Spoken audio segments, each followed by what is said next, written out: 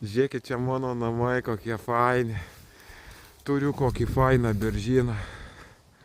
Gyvybės kalėdorius. Tas gyvybės kalėdorius išmenčius įputinėja dvasiškumą ir naujas mintis, kai praseini šitų kalėdorių. Pažiūrėkit, mano namas, koks gražuolis. Aš toks patenkintas šitoj vietoj. Tiesiog fantastinė vieta. Mano namai, beržynas. O, kaip gera čia. Vaistažolis po kojom.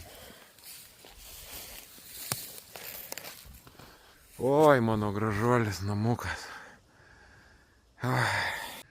Štai gyvybės kalėdorius.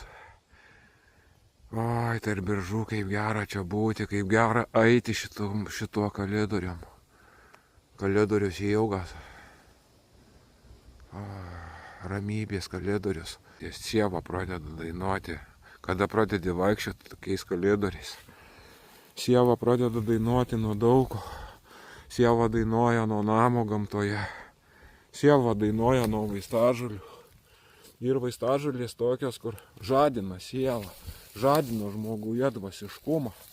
Ir žmogus tampa vėl susijungia su Dievu. Žmogus tampa stiprus, galingas, ištvermingas. Jis tampa nekontroliuojamas. Jis tampa super blaivus ir aiškus. Kuris myli gamtą, kuriam neišeina nieko aiškinti. Kuris mato ir permato visus aplinkui.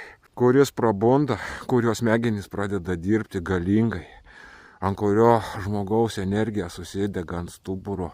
Tas ant stuburo energija šauna mumis smegenys. Juk tas raudonas grybas energetikas. Oi, žmonės, čia tiesiog fantastika. Čia tiesiog fantastika. Žvėrelis kažkoks buvo atėjęs atsikast. Faina vieta, auksinė vieta. Mano sodyba, myliu tave.